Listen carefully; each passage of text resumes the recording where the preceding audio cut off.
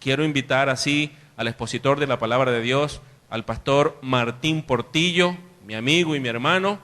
Muy feliz de tenerte aquí, hermano. Bienvenido. Feliz noche. ¿Cómo están ustedes? Bueno, ante todo, feliz cumpleaños. Entiendo que la iglesia está arribando a la edad, como dice la gente coloquialmente, de Cristo, ¿no? 33 años. La edad que tuvo Jesús cuando terminó su ministerio y fue crucificado por nuestros pecados. Le doy gracias al Señor por la vida del hermano del pastor Tony, con esa presentación tan bondadosa para conmigo. Y hace varios meses ya, a finales del año pasado, estuve aquí. Y desde entonces, allá en ese rinconcito, el pastor me dijo, mira, quiero que estés en la campaña con nosotros. Y desde entonces he mantenido esa fecha apartada para que pudiéramos compartir la palabra del Señor. Y realmente, aunque es un cliché para este tipo de situaciones, para mí, de corazón, es un privilegio estar en medio de ustedes. El pastor me ha puesto en un aprieto porque me ha dado un tema sumamente denso, sumamente importante, en el cual no se puede ni se debe tomar a la ligera, porque el pastor me ha pedido que hablemos acerca de los atributos de Dios durante estos días y cuál es su incidencia, cuál es su efecto sobre la vida de los creyentes. De tal manera que en estas 4 noches que vamos, o 4 días, perdón, porque el domingo va a ser en la mañana, vamos a tratar este tema y lo he dividido en 4 conferencias, 4 charlas, 4 predicaciones, de las cuales hoy vamos a ver la primera. Lo que sí quiero que mantengamos durante todas estas sesiones es la idea de cuál es nuestro objetivo. Conocer a Dios en su carácter, en sus atributos, sus características, las cosas que le distinguen y cómo aprender esas cosas van a influir en nuestra vida. Cómo esos atributos de Dios, cómo ese carácter de Dios se relaciona con nosotros, cómo afecta, cómo cambia eso mi vida. Y para abordar este tema, hoy vamos a hablar acerca del carácter de Dios y su efecto sobre todo lo que existe. El carácter de Dios y su efecto sobre todo lo que existe. Luego, el día de mañana, en la noche, vamos a estar hablando acerca de conociendo a Dios a través del concepto de la Trinidad. Es decir, Dios Padre, Dios Hijo y Dios Espíritu Santo es el tema que vamos a abordar en la noche de mañana. El domingo en la mañana vamos a hablar acerca de cómo puede Dios relacionarse contigo y cómo puedes relacionarte tú con Dios. Para finalmente terminar el domingo en la noche con el tema Dios, el Dios de la Biblia versus el Dios ideal de este mundo. El Dios de la Biblia versus el Dios con D minúscula ideal de este mundo. Es decir, el domingo en la noche estaremos hablando acerca del Dios que la Biblia nos muestra cuando la leemos, cuando la estudiamos, y ese Dios moderno o posmoderno que hoy en día se nos presenta no solamente en el mundo, sino aún en algunas iglesias que se llaman cristianas. Muy bien, vamos entonces a hacer lo que hay que hacer en este momento. Vamos a clamar al Señor. Les quiero pedir que se ponga de pie, ya que vamos a estar unos minutos sentados. Les suplico que me acompañen en oración estando de pie. Amado Dios y Padre Celestial, me siento profundamente comprometido contigo y con esta iglesia, porque me ha sido encomendado en esta noche y en estos días subsiguientes el tremendo compromiso de enseñar tu palabra. Te suplico y te ruego que no me permitas en momento alguno pronunciar palabra que no venga de ti. Te ruego tu dirección y te ruego que cada corazón pueda estar dispuesto para escuchar tu palabra y permitir que esa palabra caiga, crezca y produzca mucho fruto. En el nombre de Jesús te lo pedimos y te damos gracias. Amén. Pueden sentarse, hermano.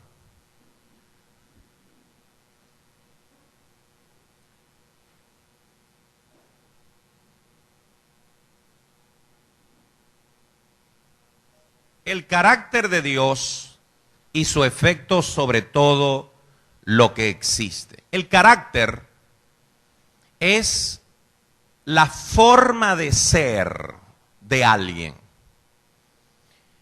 Cuando una persona es alguien a quien hay que tratarlo con delicadeza, porque por cualquier cosa se molesta o se irrita, decimos que esa persona tiene un carácter muy difícil. No, lo que pasa es que ese es su carácter. Algunas personas, para justificar su manera de ser, para justificar sus actitudes erróneas, entonces dicen, no, lo que pasa es que ese es mi carácter. Como que si el hecho de que ese sea su carácter le da el derecho, le da la autoridad, le da la oportunidad de abusar de otras personas. Pero también es cierto que el carácter también define a las personas que son maduras, a las personas que son tolerantes, a las personas que se saben dominar a sí mismas para poder actuar bien en medio de situaciones difíciles. Podemos decir entonces que el carácter es la personalidad de un individuo. En el caso de Dios, tratar de hablar del carácter de Dios es una tarea sumamente titánica. Porque para analizar el carácter de una persona, podemos utilizar herramientas psicológicas, podemos utilizar herramientas médicas, podemos utilizar herramientas de distinta índole científica. Cuando queremos conocer a una persona, podemos tratarle, convivir incluso con esa persona, predecir cómo se va a comportar, saber cuáles son sus gustos, qué le gusta, qué no le gusta. Pero tratar de hablar del carácter de Dios, de los atributos de Dios, de la personalidad de Dios, es sumamente difícil. Imaginémonos las células que están en nuestro cuerpo. El ser humano está compuesto por billones y billones de células. Todo lo que está en nuestro cuerpo son la acumulación organizada por la ingeniería de Dios de millones y billones de células. Ahora, imagínense que una célula de nuestro cuerpo pretenda explicarle a las otras células quiénes somos nosotros como persona en general. Es decir, una sola célula es imposible que tenga un concepto de quién es la persona donde esa célula habita o forma parte de ella. Por supuesto, con esto no estoy diciendo que nosotros formamos a Dios. Lo que estoy diciendo es que Dios es tan grande, Dios es tan profundamente ajeno a la humanidad en el sentido del concepto que podamos tener de Él, que pretender entender a Dios es una tarea sumamente difícil. Sin embargo, tal y como lo ha reiterado el pastor Tony durante esta noche, este libro, que todos sabemos cómo se llama, la Biblia, es una ventana por medio de la cual Dios nos ha revelado y nos revela algunas cosas de Él que Él nos quiere dar a conocer. Es decir, Dios, entre uno de sus atributos, que es la misericordia, nos permite conocerlo. Y la Biblia está compuesta de historias, de doctrinas, de enseñanzas, de principios, de valores que nos muestran quién es Dios y cómo es Dios. Y aunque eso simplemente forma una parte de lo que Dios nos quiere revelar sobre Él, nos da luces de quién es Él y de cómo podemos vivir para Él, que es lo más importante. Cada atributo de Dios es determinante en la vida de cada ser humano, incluso en los que dicen no creer en Él. Es decir, hay seres humanos que como no pueden comprender el concepto de Dios, lo niegan. Hoy en día está de moda ser ateo. Hoy en día, la persona que quiere estar en sintonía con el mundo moderno en el que vivimos, en el mundo cibernético en el que vivimos, en el mundo globalizado, interconectado en el que vivimos, ser ateo, negar a Dios, es algo que te da estatus. Es decir, la persona que habla de Dios o menciona a Dios en los temas generales de la humanidad se raya. Es un rayón hablar de Dios. Me sorprendió que ayer estaba viendo un programa que se llama Brújula Internacional en Globovisión. Y estaba este hombre entrevistando a alguien que es presidente de una fundación basada en los principios de un gran filósofo y humanista llamado Gandhi. Gandhi fue un hombre hindú que fue uno de los pioneros de lo que se llama la no violencia, es decir, lograr objetivos sociales y políticos sin levantar un dedo, sino que en forma masiva se hacen protestas, en forma pacífica, y con eso se logran los objetivos. Me llamó la atención que este hombre no es creyente, evidentemente, no es un cristiano, pero me llamó la atención que este hombre no dejó de hablar de los principios de Jesús. Y este hombre, a pesar de no ser cristiano, hablaba de que Jesucristo y la Biblia eran las herramientas básicas para conseguir la paz. Y eso realmente me llamó la atención. Pero lo que me causó tristeza es que el moderador del programa, que es un embajador o un hombre que sabe de diplomacia y que está mezclado en este mundo intelectual, le sacaba el cuerpo o ignoraba, le quitaba importancia a lo que este hombre decía cuando mencionaba a la Biblia y a Jesús. ¿Por qué? Porque en este mundo hablar de Dios es un rayón.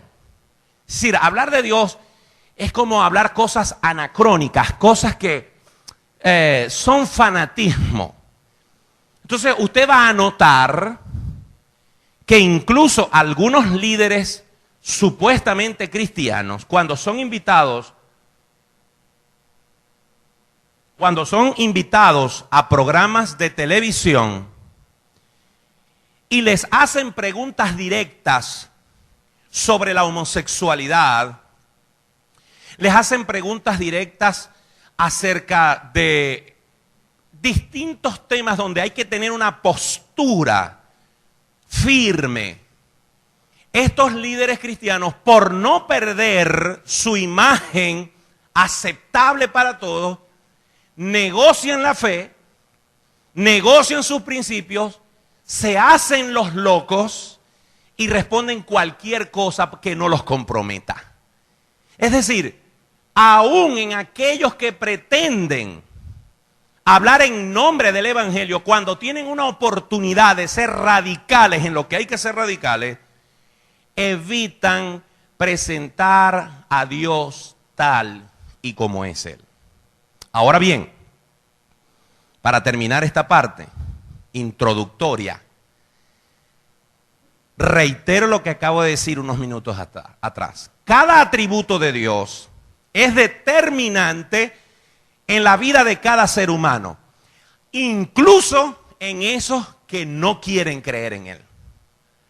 Es decir, el que se la da de ateo o el que ha rebajado a Dios a un accesorio en su vida, aún ese tipo de persona, sin saberlo o sin quererlo saber, los atributos de Dios, las características de Dios, lo que distingue a Dios, va a determinar su vida y su futuro.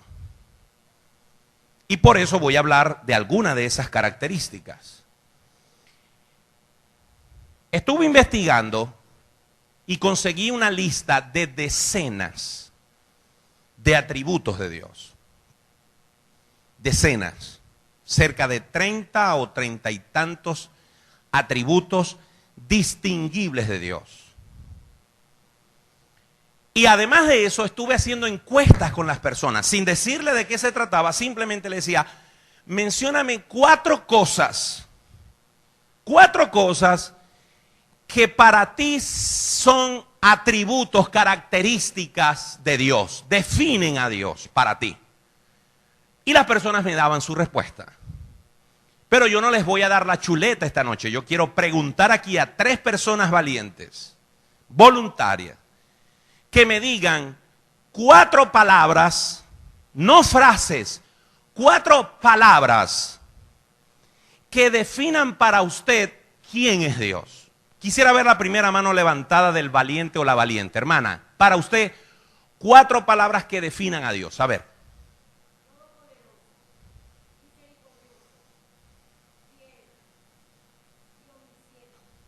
Omnisciente, hermana, las pegó casi todas.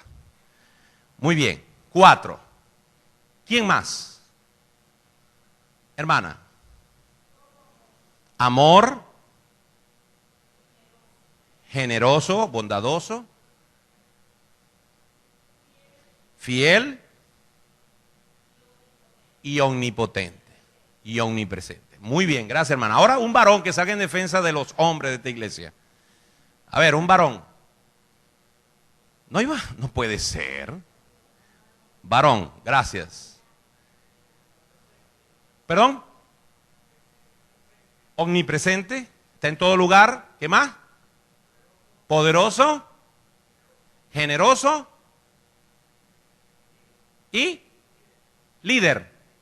Muy bien, líder. Evidentemente, él es el líder del universo. Muy bien, hermano. Gracias. Ustedes entenderán que yo no puedo mencionar los 30 y pico atributos que conseguí, porque si no nos iríamos a las 12 de la noche. Por lo tanto, extraje los que la gente más asocia con Dios, pero quizás usted va a conseguir algún atributo que aquí no se le prendió el bombillo que tenía que ver con Dios. Aunque yo creo que los que yo coloqué son sumamente conocidos. Me atrevería a decir que todos los vamos a coincidir con eso. Y los ordené en función de cómo Dios se nos ha revelado a nosotros. En función de quién era Dios antes de nosotros. Y el primer atributo que nos habla de Dios, o que cómo es Dios, es que Dios es eterno. Anote eso. Dios es eterno. Comprender la eternidad es casi imposible. Pero podemos y debemos pretender hacerlo mínimamente si queremos entender la dimensión en donde Dios habita. Es decir, usted le va a costar un mundo comprender la eternidad. Para que hagamos un ejercicio. Entre la tierra, aunque voy a hablar de distancia, luego voy a hacer la analogía con la eternidad. Entre el planeta Tierra y la estrella más cercana que tenemos, que es el Sol, hay 150 millones de kilómetros. Un poquito más, un poquito menos, depende de la posición de la Tierra en su órbita elíptica. A veces está un poquito más lejos, a veces está un poquito más cerca. Pero el promedio son 150 millones de kilómetros.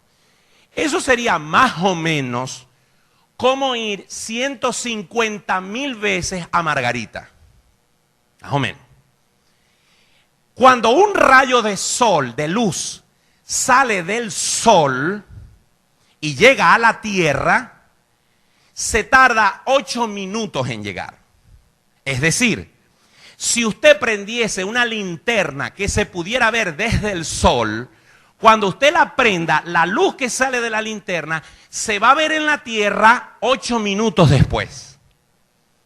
Pudiéramos incluso decir que cuando nosotros estamos viendo el sol 8 minutos después de lo que realmente está. Es decir, estamos viendo el pasado del sol. ¿Me entiende? Ahora bien,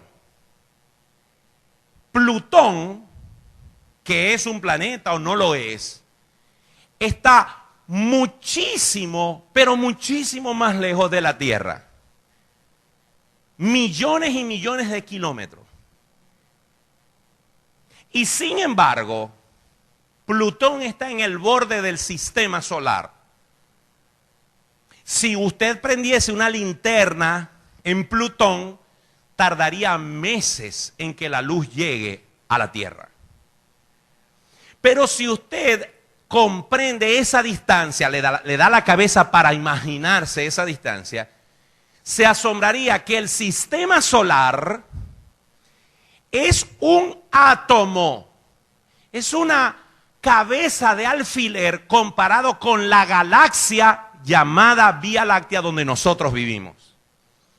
Es decir, cuando usted busca fotos del espacio sideral, va a ver una galaxia como un cúmulo blanco que parece un remolino. Bueno, un puntico chiquitico en esa foto es la Vía Láctea, el sistema solar, y dentro de ese puntico está el Sol, la Tierra y los demás planetas. Ahora, ¿saben una cosa? Los científicos dicen que hay millones de galaxias. Es decir, millones de esos sistemas donde está el puntico de la Tierra. Y todo eso conforma el universo. La pregunta es, ¿le cupo esa información en la cabeza? A mí no. Yo me cansé cuando iba por la Tierra. Pero con eso lo que le quiero dar a entender es que Dios es desde siempre y hasta siempre. Ese concepto es difícil de entender para nuestra humanidad, pero es vital que procuremos asimilarlo.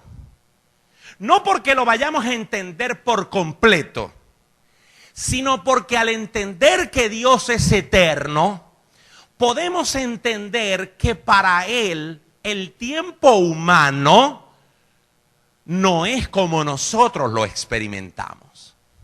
Es decir, muchas veces nosotros en nuestras oraciones queremos que Dios haga las cosas cuando yo quiero. Pero Dios, que conoce todas las cosas y ve nuestra vida como una sábana y sabe el instante en que fuimos concebidos y el instante en el que demos nuestro último aliento, Él sabe cuándo nos va a dar lo que le estamos pidiendo. Si usted entiende que en el cielo, donde Dios habita, no hay almanaques. ¿Verdad que uno se para? En algunas casas todavía hay almanaques, esos que tienen chistecitos atrás en la hojita. ¿Se acuerdan de esos almanaques? Y uno se ponía bravo cuando el chistecito estaba repetido. Uno se paraba a ver el chistecito del día. No, ese ya lo pasaron en febrero y estamos en abril. En el cielo no hay almanaque. En el cielo no hay relojes. No hay hospital tampoco, eso es verdad. No hay calendarios, en el cielo no hay un tic-tac, tac, tac. No hay nadie preguntando la hora.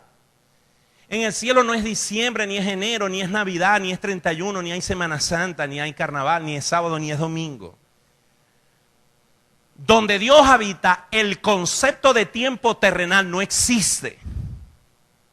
Y por supuesto, cuando nos ponen frente a eso, nuestra mente se empastela un poquito. Por ejemplo, cuando yo era un niño y mi mamá nos leía la Biblia, ella cuando leía Apocalipsis, que ahora lo vamos a leer, nos hablaba acerca de que cuando estemos en el cielo, vamos a estar por siempre con el Señor cantando a las alabanzas y gloria a su nombre. Entonces, yo que era un niño de 11 años y que veía Meteoro, El Zorro, El Chavo, me sabía todos los programas, Ultraman, Ultra 7, se me cayó la cédula. Cuando yo veía todos esos programas y yo me imaginaba que iba a estar en el cielo solamente cantando himnos, yo me ponía a llorar. Y yo le decía, mamá, y todo el tiempo vamos a estar cantando himnos y orando. Sí, mi amor. Yo no me quiero morir. Porque por supuesto, como niño al fin, yo no podía comprender eso. Pero no vamos tan lejos. No vamos tan lejos. La mayoría de los cristianos nos aterra la muerte. A la mayoría de los cristianos le preocupa morirse, salir de este mundo terrenal. Pocos cristianos han llegado al nivel de conocimiento, de asimilación, de comprensión y de anhelo por estar con Cristo. El apóstol Pablo dijo, para mí el morir es ganancia. Y no se refería al morir en forma romántica, ni tipo símil, no, se refería a morir literalmente. Para mí el morir es ganancia. Y él decía, pero estoy en estrechez de ambas cosas, queriendo partir y estar con Cristo, lo cual es muchísimo mejor. Pero quedarme aquí por causa de vosotros y del Evangelio me es necesario. Es decir, Pablo llegó a un punto en el que entendió que la eternidad con Dios es tan maravillosa que lo único que lo amarraba a este mundo era seguir predicando a Jesucristo. Pero si se moría, salía ganando. Yo deseo, y yo reconozco que yo no he llegado a ese punto, pero yo deseo que cada cristiano se haga un autoexamen y se preguntase, ¿qué pasaría esta noche si yo muero? En primer lugar, la respuesta tiene que ser, soy salvo. Iré a la presencia de mi Padre Celestial. Pero en segundo lugar, ¿sería una tragedia para mí morirme esta noche? ¿Lloraría? ¿Me sentiría desconsolado si me anuncian que esta noche me voy a morir? ¿Empezaría a dar gritos de desespero? Porque me ha tocado, y no los juzgo, porque no sé cómo voy a actuar yo, pero me ha tocado ver personas derramarse en llanto y angustia porque saben que se van a morir, siendo cristianos. Como si no tuviesen esperanza. Y algo me hace pensar que esa persona no ha comprendido que cuando una persona muere en Cristo Jesús es cuando realmente comienza a vivir. Porque la Biblia dice, el que cree en mí, aunque esté muerto, vivirá. Porque la vida eterna es eso. Lo que realmente nos diferencia de los que no han recibido a Jesucristo es que cuando morimos realmente comienza nuestra vida. Ahora, esto está relacionado con la eternidad de Dios. ¿Por qué? En el Salmo 90, versículo 2, dice que antes que naciesen los montes y formases la tierra y el mundo, desde el siglo y hasta el siglo, tú eres Dios. Hermanos, antes de que esta tierra existiese, antes de que existiese Adán y Eva, ya Dios era. Antes de que existieran los ángeles, los arcángeles, los serafines y los querubines, ya Dios existía. Antes de que existiera Satanás y sus demonios, que son ángeles caídos, ya Dios era. Dios ha sido desde siempre. No podemos ponerle una fecha de inicio a Dios. No existe inicio para Dios. Él es el alfa y la omega, el principio y el fin. No podemos entenderlo, pero por la fe lo creemos. Porque mucha gente dice, ¿y quién creó a Dios? Yo le digo, es que el problema es que si te respondo eso, tú me vas a preguntar, ¿y quién creó al que creó a Dios? Dios es desde siempre y hasta siempre. Por los siglos de los siglos. Y el tiempo de Dios no es el tiempo nuestro. Por eso la Biblia dice que para Dios un día pueden ser 1000 años y 1000 años pueden ser un día. Porque para Él no está Él sujeto a nuestra sincronización del tiempo. Por otro lado, vemos que en Génesis 1:1, la Biblia comienza diciendo, en el principio creó Dios los cielos y la tierra. Dios no le importa la opinión del hombre ni un poquito. Por eso la Biblia no da explicaciones ni arranca explicando primero quién es Dios. Simplemente da por sentado que Dios existe. Génesis no comienza diciendo, antes de que todo existiese había un ser con todo el poder llamado Dios que nadie sabe cómo. No, la Biblia no da ese tipo de explicaciones. La Biblia le dice al hombre, tú ves si me aceptas o no me aceptas, tú ves si crees o no crees, pero en el principio creé yo los cielos y la tierra. Es decir, a Dios no le afecta para nada si tú crees o no crees en Él. Y si tú aceptas o no aceptas que Él es desde siempre y hasta siempre. Si tú te enfrascas en que como no lo puedes entender, no lo puedes creer, bueno, la Biblia dice que bienaventurados los que no vieron y creyeron. Para eso es la fe, para creer lo que no podemos entender. Y por último, en Éxodo 3:14, el Señor, cuando está hablando con Moisés y le está diciendo que vaya a hablar con el pueblo y con Faraón para que los saque de Egipto, Moisés hace una pregunta lógica. Si a mí, por ejemplo, alguien me dice, mira, ve a esa casa y dile que te presten 100,000 bolívares. La pregunta lógica va a ser, ay, cuando yo llegue ahí me van a preguntar, ¿y por qué te voy a prestar 100,000 bolívares? ¿Quién te manda?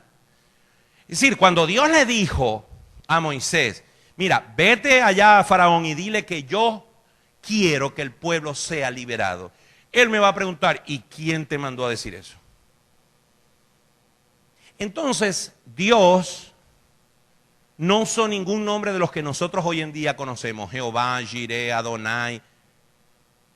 Él dijo, dile que yo soy el que soy, te manda. Y con este yo soy el que soy, Dios nos da una representación magnífica, contundente de su autoexistencia. Yo soy el que soy. Yo soy la esencia de la existencia. Y todo lo que exista, existe porque yo existo.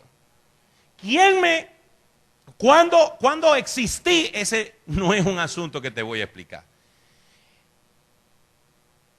Y repito, si pretendemos entender a Dios con nuestro paradigma de tiempo de que todo tiene un principio y un final, jamás vamos a poder aceptarlo. Dios no se maneja en nuestra dimensión. Dios es eterno. En Apocalipsis 22 está el pasaje del que yo les hablaba. Y con esto termino el atributo de la eternidad. 22:5, Juan nos ha venido describiendo desde el capítulo 4 todo lo que él vio en el cielo. Y se abrió un rollo y hubo un jinete y todas esas descripciones, ¿verdad? De las profecías que están en el libro de Revelaciones. Pero como un cierre magistral de todo aquel cuadro del juicio del gran trono blanco, de la tribulación, del rapto, etcétera, etcétera, como un gran cierre, en el versículo 5 Juan dice esto, del capítulo 22. No habrá allí más noche, y no tienen necesidad de luz de lámpara, ni de luz de sol, porque Dios el Señor los iluminará y reinarán por los siglos de los siglos. Amén. Amén, hermanos. Vamos a reinar con el Señor por los siglos de los siglos. Y saben, este atributo de Dios, ¿cómo nos afecta? Bueno, que si bien es cierto, nosotros sí tuvimos un inicio. A nosotros nos comenzó la vida el día que papá y mamá se unieron. Y cuando la célula de papá y la célula de mamá se fusionaron, hubo un chispazo allí de vida. Y Dios sopló el espíritu nuestro. Y ese cigoto se convierte en un ser humano, en un ser que tiene vida y tiene alma y tiene espíritu. Cuando esa persona crece y muere, entonces el cuerpo es sepultado. Pero la Biblia dice que ese aliento de vida, ese espíritu que Dios dio, regresa a Dios. Ya sea para que se quede con Él por medio del sacrificio de Cristo en la cruz, o ya sea para condenación por haber rechazado el plan de salvación. Ese espíritu es lo que realmente vive en nosotros. Cuando usted se mira en el espejo, ese no es usted, ese no soy yo. Gracias a Dios que yo no soy yo. Lo que realmente existe de usted es su espíritu. Por eso cuando la gente muere, muere su cuerpo. Por eso los cristianos evangélicos no oramos por las personas que están en un ataúd, porque ya esa persona no está allí. Ese es el cajón, ese es el cascarón, esa es la estructura ósea y de carne donde ese espíritu vivía. Y se va a podrir y se va a volver cenizas. Lo que realmente sale de ese cuerpo es su espíritu, es su alma. Y sobre eso hay una discusión teológica, si son dos cosas, si es una, que ahorita no voy a entrar. Pero hay una parte espiritual que sale. Esa es verdaderamente su persona. Y ese espíritu va a la presencia de Dios y Dios decide dónde va a pasar la eternidad. Ahora bien, lo maravilloso de esto es que a pesar de que nosotros sí tuvimos un comienzo, a diferencia de Dios, Dios nos inserta en la eternidad con Él. Y el tiempo que resta de la eternidad, nosotros lo vamos a pasar con el Señor. Es más, la Biblia dice que ya nosotros estamos sentados en lugares celestiales con Cristo Jesús. Porque ya a los ojos de Dios y en esa dimensión donde el tiempo ya no existe, ya yo estoy por medio de Jesucristo reinando con el Señor. Solamente falta el cumplimiento de los tiempos humanos para que terminado ese periodo y terminada esa dimensión humana, nos insertemos a la eternidad con Cristo, con el Señor. Ese es el primer atributo del que quiero hablarles esta noche. Dios es eterno. En segundo lugar, Dios es omnipotente. Pero quiero hacer la acotación que al hablar de omnipotencia, también estoy hablando de omnisciencia y estoy hablando de omnipresencia. La palabra omni significa total, todo. Y potente significa poder. Dios todo lo puede. La omnisciencia es que Dios todo lo sabe. Y la omnipresencia es que Dios está en todo lugar. Son atributos que solamente Dios tiene.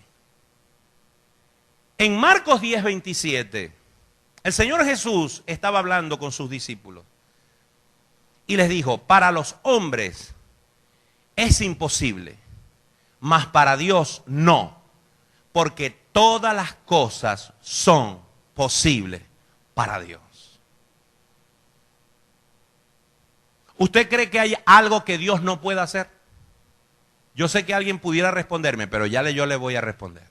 No hay una sola cosa que Dios no pueda hacer, y la respuesta es: depende. Ya de eso voy a hablar. De todos los atributos de Dios, de los que voy a hablar en esta noche y de los que no voy a mencionar, la omnipotencia de Dios es la que nos permite comprender cómo es Él. Es su omnipotencia, lo cual significa, en su omnipotencia, lo que significa es que Dios puede hacer cualquier cosa a menos que Él no la quiera hacer. Por ejemplo, la Biblia dice que Dios no puede mentir. Pero si alguien lee y saca ese versículo del contexto, pudiera decir: fíjate, aquí sí hay cosas que Dios no puede hacer. Porque ahí dice la Biblia, Dios no puede mentir. Pero no se trata de que Dios no pueda mentir porque no pueda hacerlo si quiere. No miente porque eso va en contra de su propia naturaleza. Justa, verdadera, transparente, santa. Dios decide no mentir como los cristianos deberíamos decidir no mentir.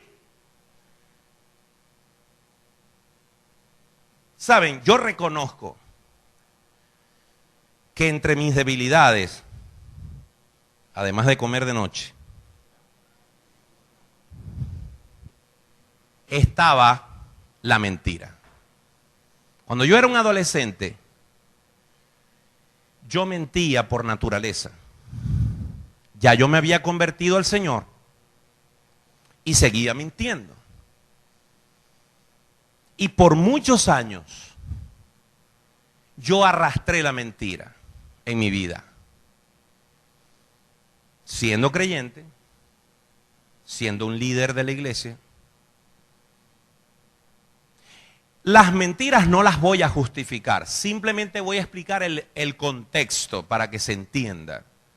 No era que yo mentía para quitar plata prestada, no era que yo mentía para decirle a una muchacha que me iba a casar con ella y que estuviese conmigo.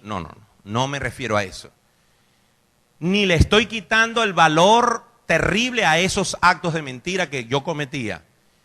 Simplemente cuando no podía cumplir con un compromiso, inventaba una mentira para salir del paso. Y yo pudiera decir que de mis 48 años, más de 30, es decir, hasta hace unos 10, 12, 15 años atrás, yo fui esclavo de eso. De salir del paso diciendo, entre comillas, mentiritas blancas que son tan negras como cualquier otra. Amados, si Dios no miente, no es porque no pueda hacerlo si lo decide, es que Él no lo va a hacer porque Él es perfecto. Y en su perfección Él no miente. Y nosotros los cristianos debemos esforzarnos por ser perfectos y sacar la mentira de nuestra vida y asumir las responsabilidades para que aprendamos a andar rectamente y tener que evitar el mentir para excusarnos. Y eso fue lo que yo aprendí. Hacerme responsable de mis fallas, mejorar, ordenarme para no tener que pasar por la terrible tentación de estar mintiendo para quedar bien. Si en alguna parte de la Biblia se nos muestra el poder ilimitado de Dios, es en la creación. A Dios solo le bastó decir, hágase tal cosa, y eso se hacía de la nada. A diferencia de los hombres. Los hombres han hecho cosas estupendas, maravillosas.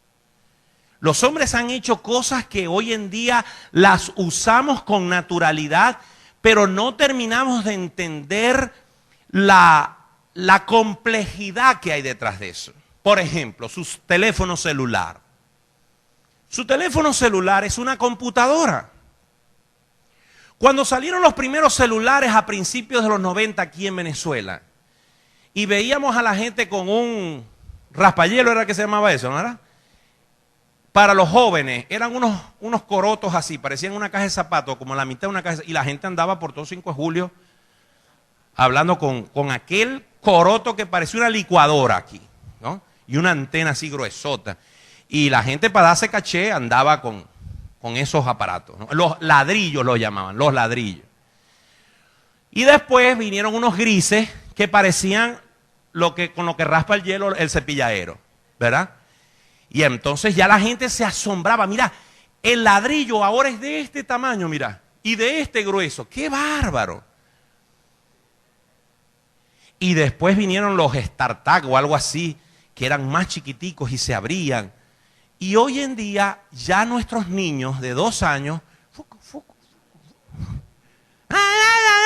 porque no hay internet, y te reclaman porque no hay internet. Y en ese aparato usted tiene cámara, radio, televisión, cine, computadora, agenda, bueno, de todo. Eso lo creó la mente humana. Pero necesitó de elementos para hacerlo. Y así los aviones, y así los motores, y así los vehículos, y así cualquier cosa que el hombre haya hecho, hasta la arepa, necesita de una mata de maíz para hacerla. Pero Dios es el único ser que hace las cosas de la nada. De la nada. Basta que Dios pronuncie la palabra y las cosas se harán. Y algunos, en una profunda y terrible temeridad, han pretendido ser dioses y empezar a declarar y confesar para que las cosas se hagan, porque le han dado un contenido metafísico a promesas de la Biblia y pretenden usurpar el lugar de Dios. Y empezar a declarar y soltar palabras proféticas y declarar y confesar y atar y amarrar y como que si ellos fueran dioses. Pero de eso no voy a hablar mucho porque eso está en un tema más adelante de estas noches. Lo que quiero decir, hermano, es que el único que lo puede todo es Dios. El único que lo sabe todo es Dios. Y el único que puede estar en todo lugar es Dios. Pero si Dios no quiere hacer algo, no lo va a hacer. No porque no pueda, sino porque no quiere. Y eso tiene que ver con otro atributo que vamos a hablar al final. Si Dios, y ojo con lo que voy a decir, ¿no? El pastor antes de brincar, no vaya a brincar hasta que termine de explicar. No me vaya a quitar el micrófono. Dios puede decidir ignorar algo. La Biblia dice que cuando nosotros nos arrepentimos y pedimos perdón, el Señor toma nuestros pecados, los echa al fondo del mar y no tiene más memoria de ellos. Cuando nosotros somos lavados y comprados por la sangre de Cristo, lo grande de la justificación de Jesús es que Dios nos ve a nosotros como que si nunca hubiésemos cometido pecado, porque cuando nos ve a nosotros, ve a Jesús, porque Cristo ocupó nuestro lugar en la cruz del Calvario. Por eso Él nos justifica y nos hace aceptos, limpios delante de Él, como que si no hubiésemos pecado. Y Dios decide no tener más memoria de nuestros pecados. Es decir, Él omnipotentemente decide no recordar eso. Y hay sitios donde Dios no quiere estar. Hay sitios donde Dios no quiere estar. Evidentemente que Dios podía tener conocimiento de lo que estaba pasando en el bar de Orlando. Pero yo no creo que en lo que estaba pasando allí estaba Dios. No porque Él no pudiese entrar ahí, sino porque Él no quería entrar ahí. Y en algunas congregaciones donde se está usando el evangelio como fuente de ganancia, como fuente de fama, como fuente de poder, yo estoy convencido que así allí estén proclamando a Dios, si el corazón de los que está allí es buscando a un Dios falso, a un Dios moderno, del que vamos a hablar más adelante, yo estoy convencido que Dios no está allí. No porque Él no quiera, no porque Él no pueda, sino porque no quiere estar allí. Así que Dios todo lo puede, todo lo sabe, todo lo conoce, a menos que Él decida no hacerlo. Dios, en su poder, y como Él es el único que lo puede todo, y lo sabe todo, y puede estar en todo lugar, Él ha limitado incluso a aquellos que han querido imitarlo a Él. El que más ha querido imitar a Dios, ¿quién es? Satanás. Y ciertamente, Satanás tiene poderes fuera de lo normal. Satanás tiene capacidades fuera de lo normal, pero no son cercanas a las de Dios. Y Dios le ha puesto límites a Satanás y le dice dónde puede estar, dónde puede actuar y qué puede hacer. El mejor ejemplo de eso lo vemos en Job. Cuando Satanás vino delante de Dios, Dios le dijo, ¿y no has visto a mi siervo Job? Que es perfecto, que es recto, que es santo, que me ama, que me es obediente. Y cuando Dios escuchó de Satanás que Job hacía esas cosas con Dios porque lo tenía entre comillas en la buena, Dios le dijo, haz con él hasta aquí.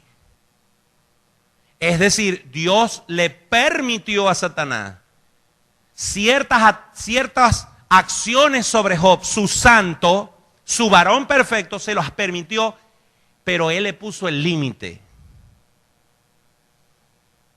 Y le dijo, no toques su vida. Y por eso murieron sus hijos, sus sirvientes, sus ganados, quedó en la ruina, volvió a venir Satanás y el Señor le dijo, ¿no has visto a mi siervo Job que a pesar que me pusiste en contra de él, no ha blasfemado, sigue firme? Y Satanás le volvió a decir, claro, por supuesto, porque el hombre dará su vida por su piel, por su carne, por su bienestar, pero tócalo en su cuerpo para que vea. Y Dios le dijo, anda y haz con él lo que quieras, pero no toques su alma. Y lo único que le quedaba a Job, que era su sanidad corpórea, también la perdió, porque Dios así lo permitió. Lo que quiero decir con esto es que en su omnipotencia, la gente se pregunta, ¿y por qué Dios, si todo lo puede, no hace tal cosa, o no hace aquello, o no hace esto? ¿Por qué hay tantos niños muertos de hambre? ¿Por qué Dios no metió su mano en Orlando para que ese hombre no le disparara a los gays? ¿Por qué Dios no metió su mano para que la avioneta que iba con unos misioneros allá a las nuevas tribus no se cayera? ¿Por qué Dios no metió su mano el día que los aviones se le metieron a las torres de Nueva York? ¿Por qué Dios no metió su mano allá en París? ¿Por qué Dios no metió su mano allá en Afganistán? Porque aunque Dios todo lo puede, hay cosas que Él ha decidido dejar en el hombre. Cuando Dios le dijo a Adán y a Eva, no comerán del árbol de la ciencia del bien y del mal, ¿podía Dios meter su mano poderosa para que Eva no comiera? Claro que lo podía hacer, pero Él decidió no hacerlo.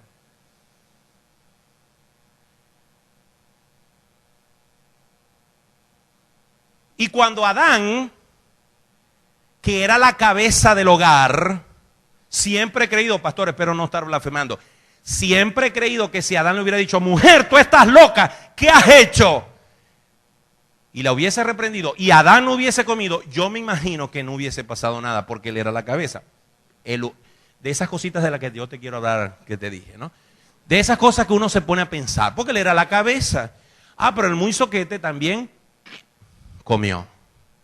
Y ahí la regaron los dos. Dios pudo haber evitado que también Adán comiese, pero fue su decisión. Y es que Él les había dicho con claridad, no lo hagan. Y no solamente les dijo que no lo hicieran, sino por qué no lo debían hacer. Y aún así lo hicieron.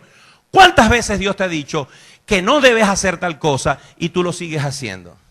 Cuando te pase lo que te está pasando, cuando te des cuenta que has metido la pata hasta aquí, no digas, Dios mío, ¿por qué? Si tú eres poderoso, lo permitiste. ¿Por qué no me hiciste caso?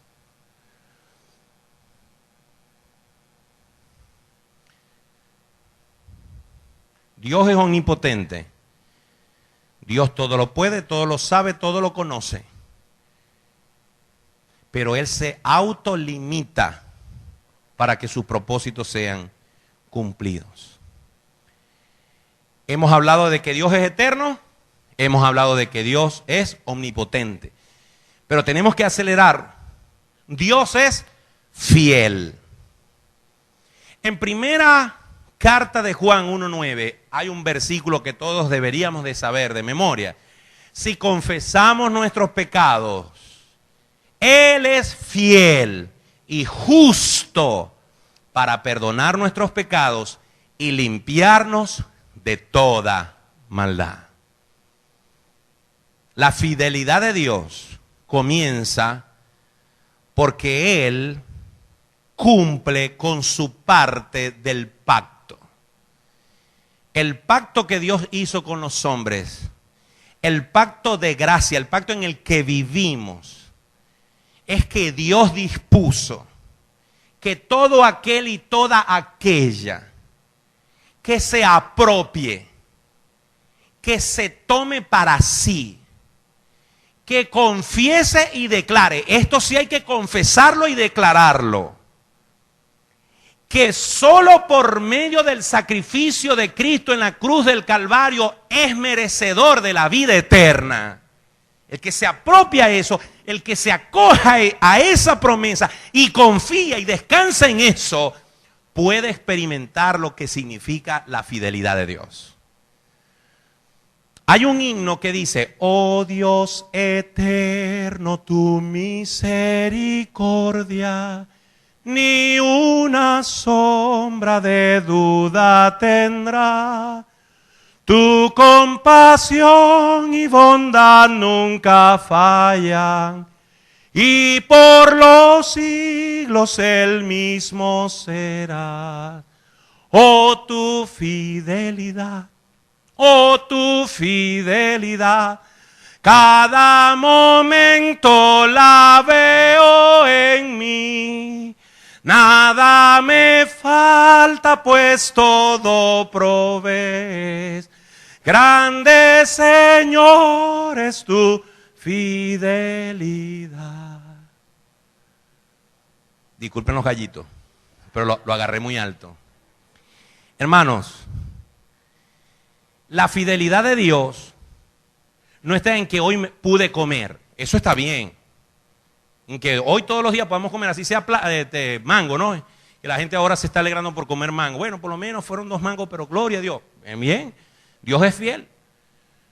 Pero la fidelidad de Dios no está, o no radica, o no es el mejor ejemplo en que si comimos o no comimos, en que si hoy nos dio un día más de vida, en que si Dios nos guardó de un problema o de un desastre o de una... No, eso es importante. Pero la fidelidad de Dios es que después que usted dice, yo creo que Jesucristo es mi único y suficiente Salvador.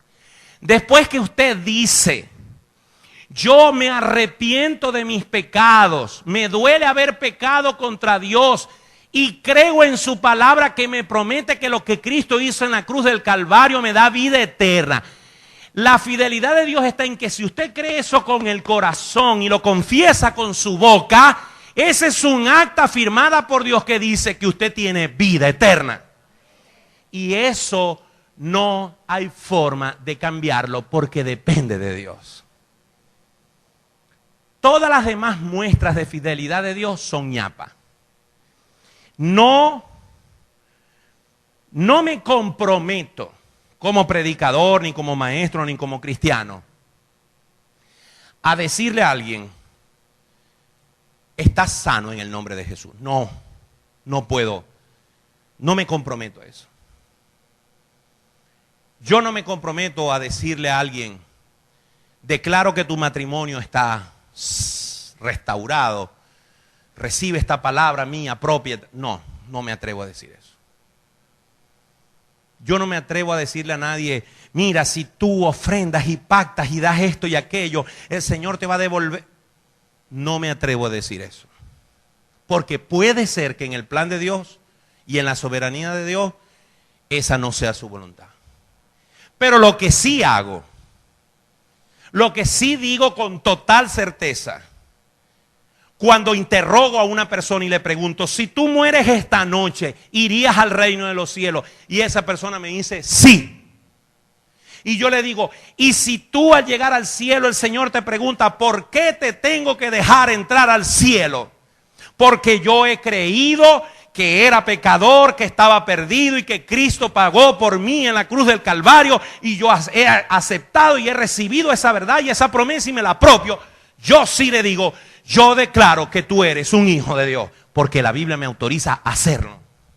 Porque Dios es fiel a sus promesas, en especial a esta verdad.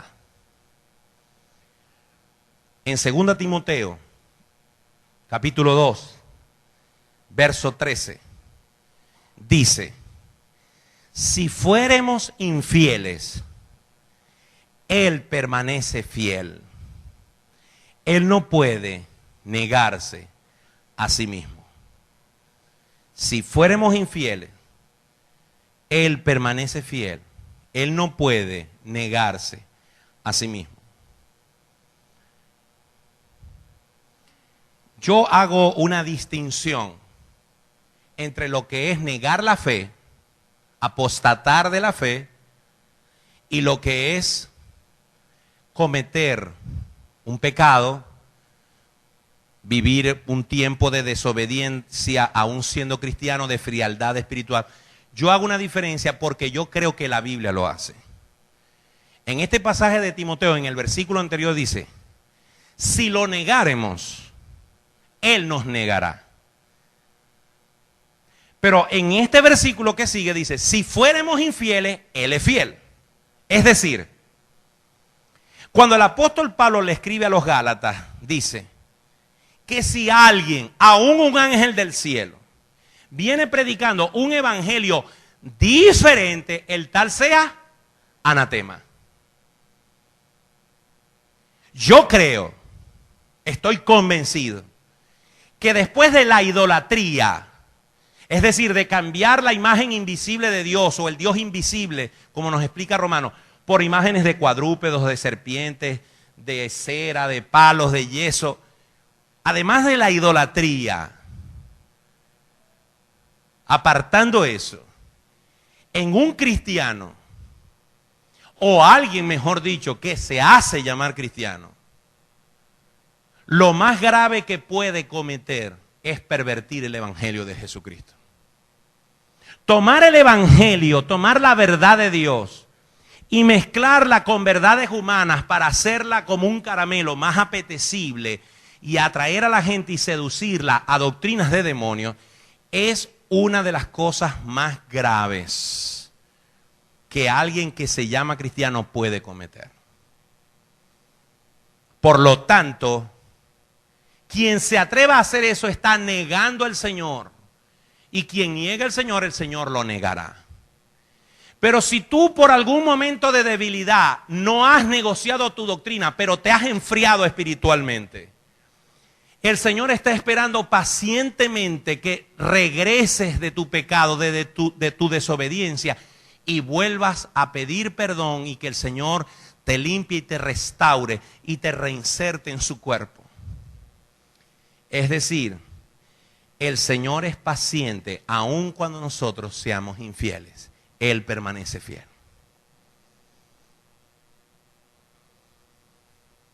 Dios, el cuarto, es amor. Y para que no se asusten, falta este que voy a explicar y otro más. Y nos vamos. Dios es amor. El atributo de Dios que lo relaciona con el hombre. Un hombre que no desea ni merece tener una relación en él y sin embargo el amor de Dios le alcanza. El atributo de la eternidad no necesariamente relaciona a Dios con el hombre. El atributo de su omnipotencia ni de su fidelidad está íntimamente relacionado con el hombre. Pudieran estarlo, pero no necesariamente. Pero el atributo de Dios que lo conecta con la humanidad, con el hombre, es su amor. De hecho, Juan dice, Dios es amor.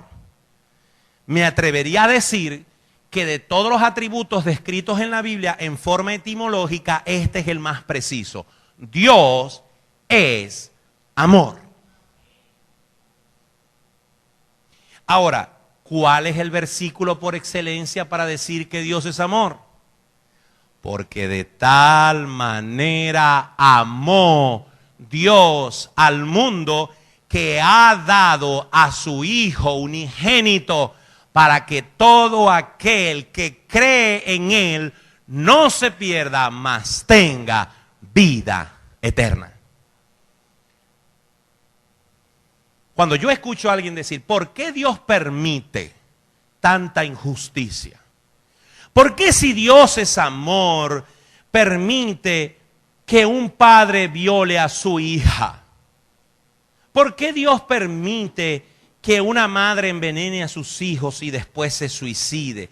Y así la gente, cada vez que lee el periódico y ve una de esas cosas horribles que se ven todos los días, la gente o algunas personas dicen, ¿por qué Dios, si existe, permite estas cosas? Es decir, la gente pretende de que Dios ande con un rolo por todo el mundo, dándole un rolazo a cada violador, a cada asesino, a cada enfermo sexual, a cada corrupto, a cada adúltero, a cada homosexual, a cada mentiroso, a cada brollero, a cada chismoso, a cada calumniador, a cada iracundo.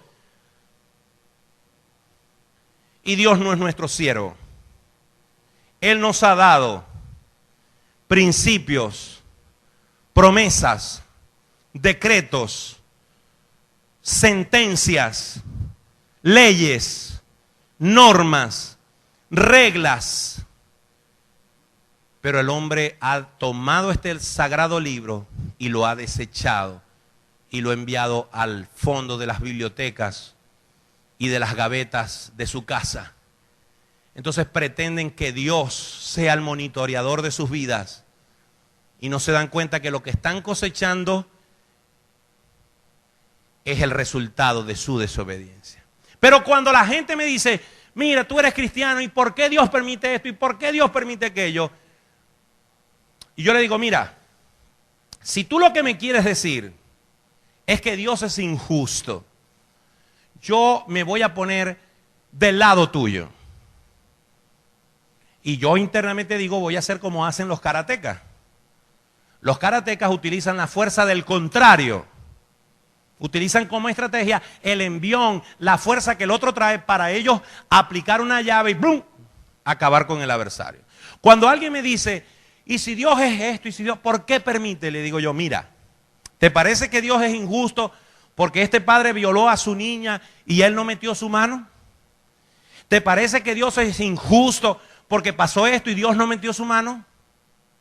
¿Qué pensarías tú si yo te digo que una persona que jamás cometió pecado murió por los delincuentes? No, no me gusta, no me parece justo. ¿Y qué piensas tú si yo te digo que alguien que jamás cometió un solo pecado murió por Hitler, murió por Atila, murió por Saddam Hussein, y murió por todos los tiranos de la historia. ¿Qué pensarías tú? No, no me parece. Bueno, Dios permitió que el que no cometió pecado, por tu pecado y por mi pecado, fuera hecho pecado. ¿Te parece eso justo? A nuestra razón humana la respuesta es no, no me parece justo.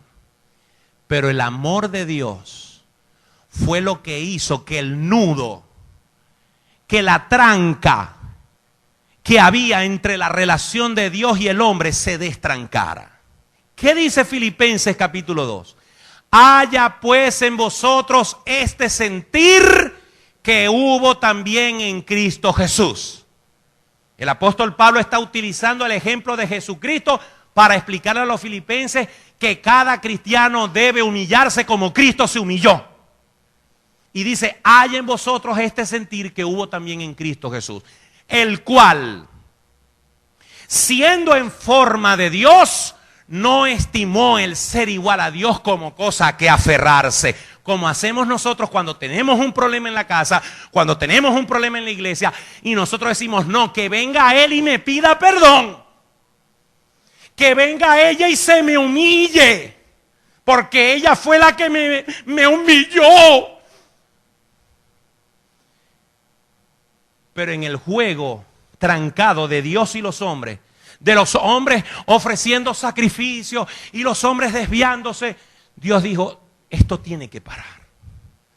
Y desde su eternidad se insertó en nuestra dimensión, en nuestra realidad.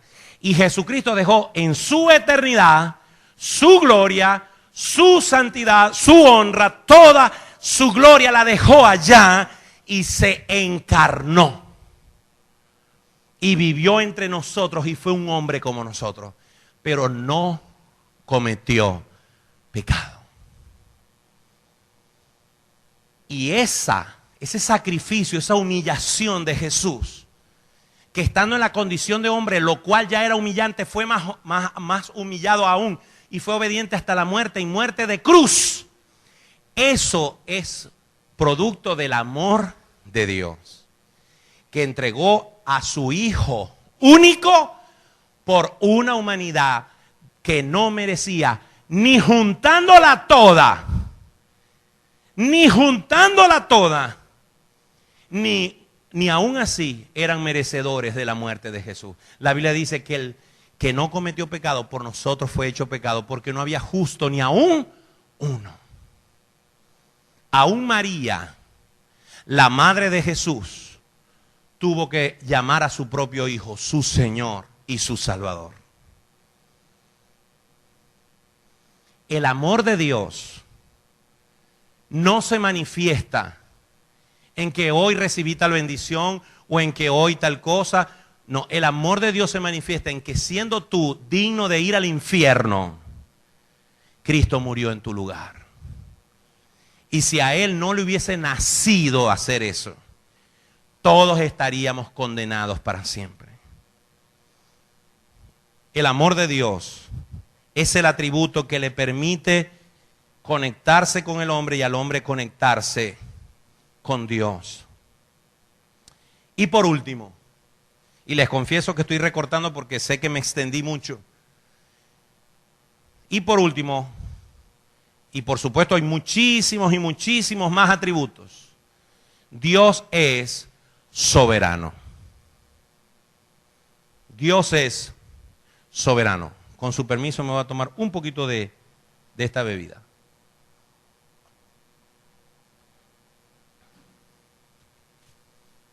Hermanos, en el segundo libro de Crónicas, capítulo 29, versículo 11, David comienza un clamor y lo comienza de esta manera. Tuya es, oh Jehová, la magnificencia y el poder, la gloria, la victoria y el honor. Porque todas las cosas que están en los cielos y en la tierra son tuyas. Tuyo, oh Jehová, es el reino y tú eres excelso sobre todos. la soberanía de Dios es el atributo de Él que le ha valido el desprecio de los ateos o de los que se hacen llamar ateos. El atributo de la soberanía de Dios es el que le ha ganado el enojo de los impíos. De la gente que dice, sí, Dios no puede existir, y si Dios existe es un malvado porque hace esto y hace aquello y deja que pase esto. Le ha ganado este atributo el reclamo de los creyentes que son débiles en la fe y dicen, Dios mío, ¿por qué? ¿Por qué, Señor, tengo que sufrir? Pero este atributo, y aquí quiero que pare la oreja porque con esto terminamos. Este atributo de la soberanía de Dios, y yo espero que todos los que estén aquí estén en este grupo, le ha ganado la obediencia de los que están claros que Dios es el que manda. ¿Cuántos dicen amén? Dios está a cargo. Dios está en control. Dios es el jefe y yo obedezco. Si Dios me quiere explicar, me explicará. Pero si no me quiere explicar, no me explicará. Y yo igualito le voy a hacer caso. Hay un libro que yo le voy a recomendar que lo busque y lo compre. Anótelo. Y si no tiene cómo anotarlo, pregúntele al que sí anotó. Porque yo no acostumbro a recomendar libros porque la gente a veces aparta la Biblia y se aferra a un libro. Hay gente que lee Manantiales en el Desierto, que es excelente, pero no lee la Biblia. Hay gente que lee, en fin, tantos libros que hay, y la Biblia la tienen como accesorio. No, la Biblia es la Biblia, lo demás es añadidura. Pero en esa añadidura hay un libro que yo quiero que usted lo busque y lo compre, cuéstele lo que le cueste. Porque cuando usted lea ese libro y lo digiera, ese libro le va a permitir superar su crisis o estar preparado para las crisis que van a venir. Porque el pastor Tony dijo algo hace unos minutos cuando hacía la primera introducción. Todavía nos faltan cosas que sufrir. Y me encantó eso. No porque esa sea una declaración trágica, porque el hermano está confesando y declarando tragedia. No, hermano. Porque la Biblia lo dice en la primera carta del apóstol Pedro. Que nosotros tenemos una herencia inmarcesible, incorruptible en los cielos, en la cual nos gozamos y nos alegramos. Aunque si es necesario, dice el versículo 7, si no me equivoco, del capítulo 1, tengamos que pasar por diversas pruebas. Y la prueba de nuestra fe produce paciencia. Entonces, yo lo que le quiero decir es que si usted es un joven, todavía usted quizás no ha tenido muchas crisis en su vida. Pero sus viejos se van a enfermar y sus viejos se van a morir. Y esa va a ser una crisis. Usted va a estar ilusionado con un novio, con una novia que le hizo comprar muchas cosas para el matrimonio. Y usted está ilusionado con eso y de pronto el novio o la novia la deja plantada o plantado. Y eso va a ser una crisis. De pronto usted va a tener un accidente, de pronto usted va a perder un trabajo. Puede pasar muchas cosas en su vida. Algunas porque Dios simplemente las permitió, aunque usted no las buscó, como a Job. O a veces las cosas que cosechamos producto de nuestras malas decisiones. Pero sea cual sea, o usted ha tenido una crisis, o usted está teniendo una crisis, o usted va a tener una crisis. Hay un libro, por fin se los voy a decir, que se llama Cuando lo que Dios hace no tiene sentido. Cuando lo que Dios hace no tiene sentido. Por James Dobson. D-O-B-S-O-N, Dobson. Creo que lo publica Clie o Vida, no sé. Búsquenlo. Si ha conservado su diseño original, es un libro de color vino con letras doradas. ¿Por qué les recomiendo este libro y espero que el pastor no esté en desacuerdo conmigo. Porque a través de este libro yo pude comprender lo que ya yo había visto en la Biblia. Y es que Dios es soberano. Que Dios nunca ha dejado de tener el control. Yo les pido, hermanos, no porque es una blasfemia y van a perder la salvación, que la salvación no se pierde, pero no es por eso, pero dejen de orar diciendo, Dios toma el control. No ore así. Porque cuando usted dice, Dios toma el control, pareciera que en su consciente, inconsciente o subconsciente, usted cree que hay cosas que están pasando que no están bajo el control de Dios. No. Nada pasa en este mundo si no es porque Dios así lo decide o lo permite. Si yo decido de loco tirarme de aquí para atrás ahorita, lo más seguro es que me voy a dar un platanazo muy fuerte. Porque creo que nadie se va a meter a agarrarme. Pero yo no puedo decir, Dios mío, ¿por qué lo permitiste? Bueno, porque yo quise tirarme.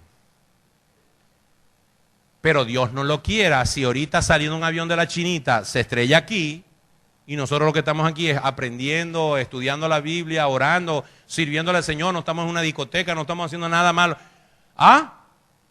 Pero si pasa algo como eso, una tragedia de ese tipo, es porque Dios quiso que así fuera.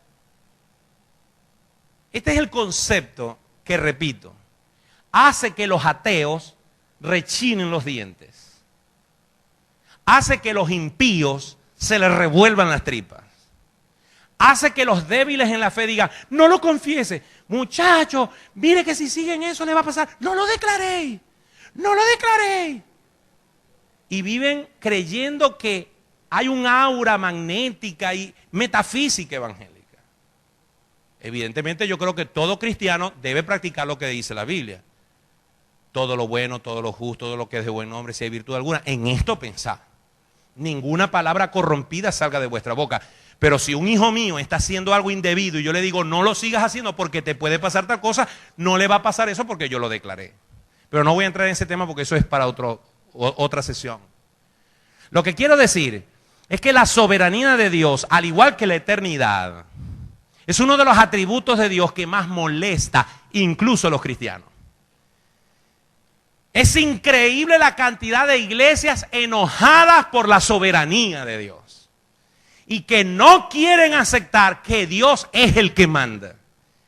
Que mis oraciones tienen que ser, Señor, yo quiero, yo necesito, yo te pido, yo te ruego, yo te suplico, yo te pido con todos los pelos y señales que usted quiera. Pero al final usted tiene que decir de todo corazón, Padre, pero que no se haga mi voluntad, sino la tuya. La iglesia, el cristiano que ora y que cree eso, va a vivir con gozo.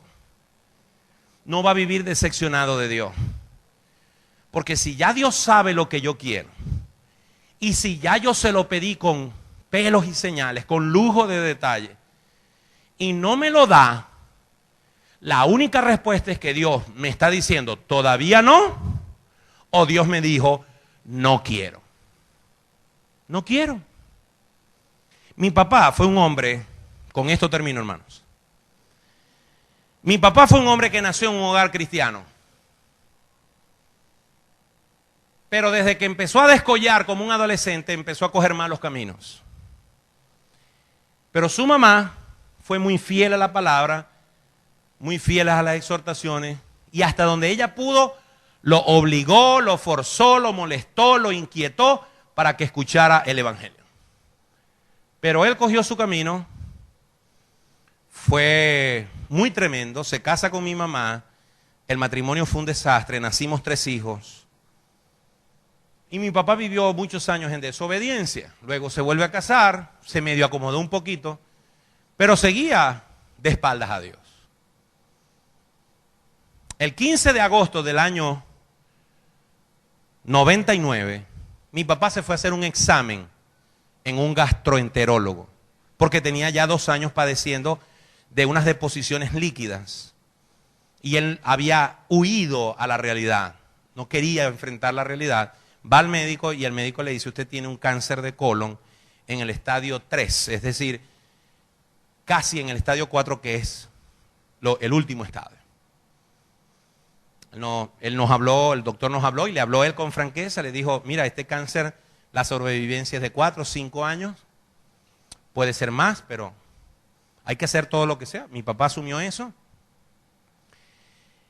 Y fue a esa edad de los 57 años y medio que mi papá, frente a frente a esta enfermedad y a la posibilidad de morir, es que se dio cuenta que Dios le había dicho, hasta aquí te permito vivir como has vivido. Y mi papá, sin decirle nada a nadie, que es como yo creo que la gente debería de aceptar al Señor. No estoy en contra de que la gente levante la mano y pase adelante, no. Pero estoy convencido que el verdadero arrepentimiento se da ahí en la soledad, cuando Dios me habla y yo me quebranto y pido perdón y me reconcilio con Dios. Y un día mi papá le dice al pastor de la iglesia Luz y Verdad, que entonces era el pastor Miguel Moreno, en Los Estanques, pastor, quiero que me deje oportunidad para dar un testimonio. Él, que casi no iba a la iglesia, se sorprendió, le dijo, ¿cómo no? Mi papá se paró frente a aquella plataforma. Mi papá era un hombre muy dicharachero, echador de broma, pero jamás hablaba en público. Y delante de toda aquella congregación confesó que había aceptado a Jesucristo como su Señor y su Salvador. Pero uno de los frutos es que mi papá jamás peleó con Dios por su enfermedad. Jamás mi papá le dijo, bueno, ahora me arrepentí, ahora saname. Nunca chantajeó a Dios de esa manera. Siempre dijo, yo estoy confiando en el Señor, pero Él hará su voluntad. Y recuerdo que Él murió el 9 de mayo del 2004, casi 5 años después, como los doctores habían predestinado. Nosotros oramos, nosotros clamamos, nosotros lloramos, nosotros suplicamos, nosotros pedimos, pero siempre decíamos, Señor, que se haga tu voluntad. Unos años antes, un pastor había ido a su casa, alguien que se llamaba pastor, lo puso contra la pared como el rey no sé qué cosa, que ahorita no me acuerdo, y le dijo, confiesa, declara, y el pobre, como estaba solo y estaba empezando en los caminos del Señor, le daba pena decirle que no, y él hizo todo lo que el pastor le dijo, ya estáis sano, ya estáis listo, ya no toméis más medicina, no hagáis nada. O sea, él nunca dijo, vamos a esperar en el Señor, No, estáis sano porque yo lo digo. Pasaron los años y papá murió el 9 de mayo del año 2004. Y en abril, un mes antes, 2 hermanitas le decían en una reunión, ya él con una bolsa aquí que orinaba por un lado, muy delgado, fue a esa fiesta casi por terco. Y ella le decían, estás en victoria, aplástale la cabeza al diablo, declárate en esto, declárate en aquello, estáis sano, estáis... Y él levantó la mirada y le dijo, mi hija, no digáis mentira, no ves que estoy enfermo, así que estoy sano. Es lo que Dios quiera, le dijo él. Y si mi papá jamás predicó ni dio un testimonio, ese fue su testimonio. El pastor David Romero de la primera iglesia bautista en Maracaibo lo fue a visitar unos días antes de morir. Le dijo, Martín, ¿cómo estás? Y él le dijo, conforme, confiando en el Señor. Ah, mi papá es un gran héroe. No, el héroe es Jesucristo, que allá en el Getsemaní, sabiendo todo lo que le iba a pasar, dijo, Padre, de ser posible, si tú quieres, si hubiese un plan B, porque estaba hablando Jesús, hombre, el de carne, que a su vez sabía como Dios que los clavos que le iban a entrar le iban a doler. Es terrible saber en su omnisciencia lo que le iba a pasar a él como hombre. Y el Jesús hombre le dijo, Padre, si es posible, pasa de mí esta copa. Pero agregó las palabras ideales, pero que no sea como yo quiero, sino como tú quieres. Y esa es la actitud del cristiano. La actitud del cristiano es, Señor, yo estoy aquí y voy a hacer lo que tú me digas porque tú eres el jefe, porque tú eres el que manda, porque tú eres soberano. Estos son algunos de los muchos atributos de Dios que nosotros debemos regocijarnos en Él.